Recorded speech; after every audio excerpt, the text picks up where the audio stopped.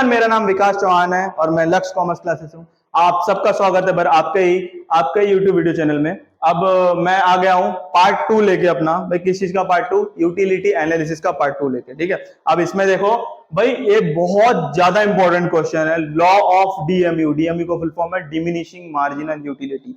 Diminishing marginal utility बहुत ज्यादा है। अच्छा, डिमिनिशिंग मार्जिनल यूटिलिटी मतलब होता क्या है यार? ये सब बात कर रहा हूं मैं अपने सेटिस्फेक्शन लेवल की। ठीक है, मैं अपने सेटिस्फेक्शन लेवल की बात कर रहा हूं, हम ह्यूमन नेचर में कैसा होता है उसके ऊपर ये पूरा लॉ है। तो सबसे पहले हमको लिखना कैसे है? सबसे पहले हमको लिखना है लॉ का इंट्रोडक्शन। जिस तरीके से बता रहा हूं, अगर ऐसा लिखेंगे तो पूरा 8 में से 8 मिल जाएगा। ठीक है, हमको पहले लेना है लॉ का इंट्रोडक्शन। इंट्रोडक्शन में क्या पार्ट आना चाहिए? This law was first proposed by Gossen, professor Gossen. और उसके बाद में इसको डिटेल में एक्सप्लेन किसने किया? अल्फ्रेड मार्शल ने।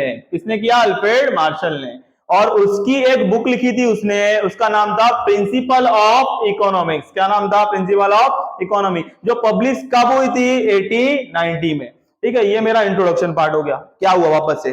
This law was first introduced by this law is first proposed by professor Gossen. उसके बाद डिटेल में एक्सप्लेन किसने किया? अल्फ्रेड मार्शल ने। अल्फ्रेड मार्शल ने एक बुक लिखी अपनी, उसकी नाम क्या है? Principle of economics. और ये प्रिंसिपल ऑफ इकोनॉमिक्स कब पब्लिश हुई थी? 1890 में। चलिए, हो गया मेरा इंट्रोडक्शन पार्ट। इंट्रोडक्शन पार्ट में सिर्फ इतना ही करना है। चलो अब मैं स्टेटमेंट पे आता हूं डायरेक्टली। स्टेटमेंट, चलो भाई स्टेटमेंट किधर है? हाँ जी, स्टेटमेंट होना चाहिए भाई एज इट इज, बिल्कुल चेंज नहीं होना चाहिए। According to professor Alfred Marshall other thing remains constant. भाई कांस्टेंट रहने दो बाकी सब चीजें। अब देखता हूं मेरे लॉ में क्या होने वाला। Other thing remains constant, the additional benefit, ऊपर है भाई, the additional benefit which a person derives, लिखा होगा देखो यहाँ पे, the additional benefit which a person derives from a given increase in stock of a thing diminishes with every increase in the stock that he already has। मुझे as it is ये याद करना है। इसका मीनिंग क्या है? अगर मेरे पास कोई चीज है और बहुत ज्यादा है, तो जब कम रहती है तो मन करता है यार मुझे और चाहिए और मैं खा जाऊंगा, सब खा जाऊंगा। पर लेकिन जब मेरा खाता कंज्यूम करने लगता हूं मैं, एक टाइम के बाद मेरी यूटिलिटी क्या हो जाती है? कम हो जाती है। इसका मीनिंग ये। अब मैं इस चीज के बाद स्टेटमेंट एज इट इज लिखना है अपने को, और स्टेटमेंट के बाद अब मैं डायरेक्टली जाता हूं अपने शेड्यूल पे। शेड्यूल किधर है मेरा भाई? मैं जिस तरीके से कर रहा हूं वैसे जाना। शेड्यूल, अजम्पशन पे नहीं जाऊंगा, अजम्पशन बाद का पार्ट है, पहले शेड्यूल पे।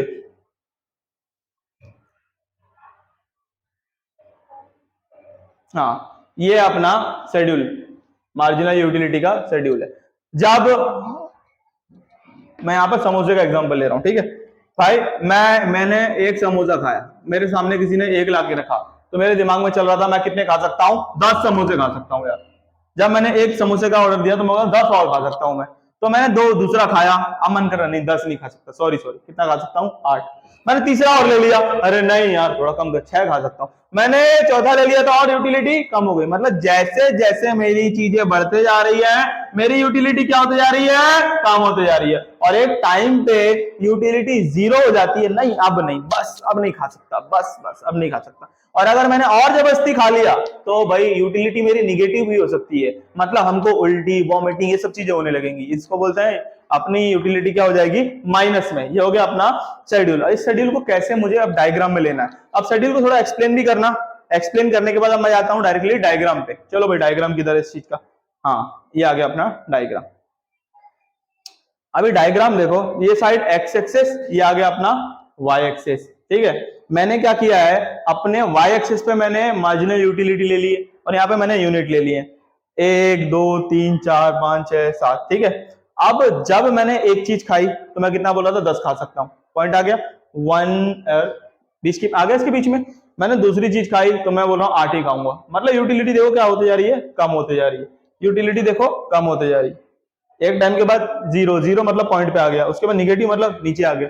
अब ये लाइन जब आपकी सीधी करोगे मिल जाएगी, पूरी लाइन मिल जाएगी आपकी, पूरी लाइन ये मिल जाएगी एक दूसरे से। ठीक है, अब इसको एक्सप्लेन करना है।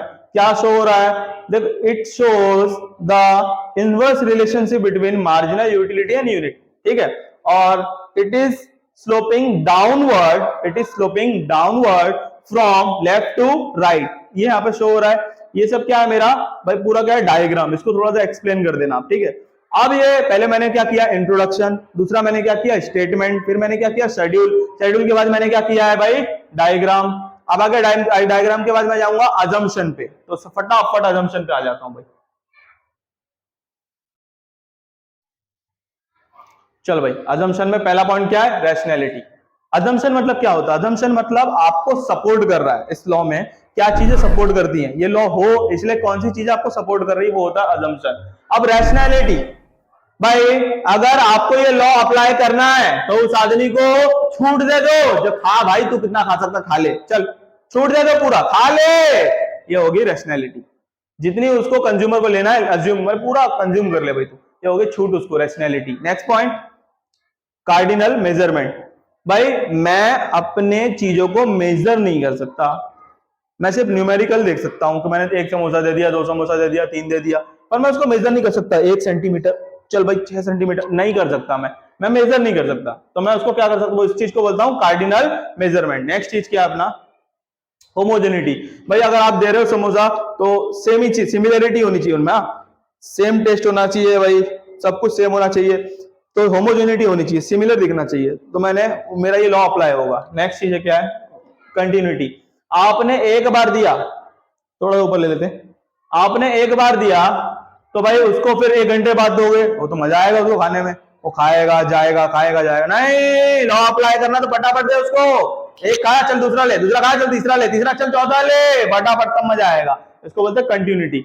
नेक्स्ट आया हम लोग रीजनेबिलिटी पे, चल भाई ऊपर करते हैं रीजनेबिलिटी। रीजनेबिलिटी मतलब जो चीज आप दे रहे हो वो ज्यादा बड़ी नहीं होनी चाहिए, ज्यादा छोटी नहीं होनी चाहिए, वो मतलब क्या होना चाहिए रीजनेबल होना चाहिए, ना ज्यादा बड़ी ना ज्यादा छोटी, ठीक है रीजनेबिलिटी होगी। नेक्स्ट पॉइंट क्या है कॉन्स्टेंसी। कॉन्स्टेंसी में क्या आ जाता है कि भाई जो चीज आप दे रहे हो उसका टेस्ट, उसकी हैबिट, उसकी चॉइस, लाइक डिसलाइक कंज्यूमर की क्या होनी चाहिए सेम होनी चाहिए वो टाइम पे सेम। जब एक चीज खाएगा इसलिए तब वो दूसरी चीज से बोर हो जाएगा ना, मतलब एक चीज अगर उसने खाई एक समोसा फिर अगले बार वापस समोसा मिल रहा बोर हो जाएगा, वो तो अलग दो यार, उसको अलग हो तो मजा आएगा, उसको अलग दोगे तो, पर नहीं अलग नहीं देना है सेम ही देना है, तो जाके अपना लॉ अप्लाई होगा। नेक्स्ट चीज क्या है डिविजिबिलिटी। डिविजिबिलिटी मतलब भाई वो क्या है the law assume that the commodity consume by the consumer is divisible so that he can be acquired in small quantities. मतलब क्या है डिविजिबल होना चाहिए, उसको हम लोग डिवाइड कर सकते हैं, डिविजिबल होना चाहिए, ठीक है, और हम उसको फिर स्मॉल क्वांटिटीज में भी क्या कर सकते हैं डिवाइड कर सकते हैं, स्मॉल क्वांटिटीज में क्या कर सकते हैं डिवाइड कर सकते हैं। नेक्स्ट क्या है सिंगल बॉन्ड, एक टाइम पे उसको एक ही चीज देना, एक टाइम पे उसको एक ही चीज देना, मतलब उसको बोलते हैं हम लोग सिंगल बॉन्ड, ठीक है। अब इसके साथ मेरे हो गए अजम्पशन। अजम्पशन के बाद मैं आ जाता हूं डायरेक्टली एक्सेप्शन पे, किस पे एक्सेप्शन पे, चलो डायरेक्टली आते हैं भाई एक्सेप्शन पे।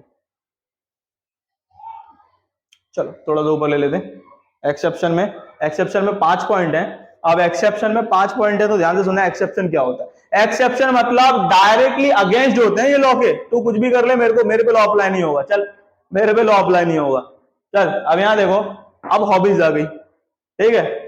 अब हॉबीज में मतलब अगर कोई चीज मुझे सुनना पसंद है, कोई चीज मुझे करना पसंद है तो ये लॉ अप्लाई नहीं होगा। अब हॉबीज में भाई मुझे गाना पसंद है, धड़कन गाना मुझे पसंद है, ठीक है, मैंने गाना सुनते रहा, सुना मैंने एक बार मुझे मजा आया, मैंने दूसरा गाना सुना मुझे फिर मजा आया, वही गाना वापस सुना, फिर मैंने सुना मेरी भाई सेटिस्फेक्शन कम नहीं हो रहा है, यहाँ पे मजा आ रहा है, क्योंकि मुझे हॉबीज में मजा आ रहा है, मुझे अब मजा आ रहा है, जिस चीज में आपकी हॉबीज है वो, तो उस चीज में आपका सेटिस्फेक्शन लेवल कम नहीं होता, जब कम नहीं होता तो भाई यहाँ पे लॉ अप्लाई नहीं होता। चलो नेक्स्ट पॉइंट क्या है अपना माइजर। भाई कंजूस आदमी भाई कंजूसी करेगा हर जगह, उसका सेटिस्फेक्शन कम नहीं होगा, चल भाई आज कंजूसी नहीं करता, ऐसा कुछ नहीं है, माइजर है तो करेगा वो कंजूसी, तो उसका भाई यहाँ पे लॉ अप्लाई उस पर भी नहीं होता।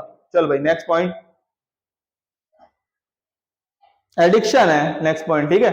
एडिक्शन में क्या हो रहा है भाई, जो आदमी को चाहिए उसको तो चाहिए, तुम कुछ भी कर लो उसको चाहिए, उसको एडिक्शन है उस चीज की, चाहे वो 2000 की हो चाहे वो 5000 की हो जाए। लॉकडाउन में क्या भीड़ लगी थी इस जगह पे, ठीक है, हम भाई कितनी महंगी भी हो जाए उसको चाहिए, तो यहाँ पे कोई भी लॉ अप्लाई नहीं हो रहा है भाई, यहाँ पे कोई भी लॉ अप्लाई नहीं हो रहा है एडिक्शन पे। Next point power. पावर मतलब क्या होता है भाई यहाँ पे, अपनी शानो शौकत, अपनी पहचान। अगर लोगों की पहचान बढ़े, लोगों की पावर बढ़े, तो भाई वहां पे सेटिस्फेक्शन लेवल कम होगा क्या?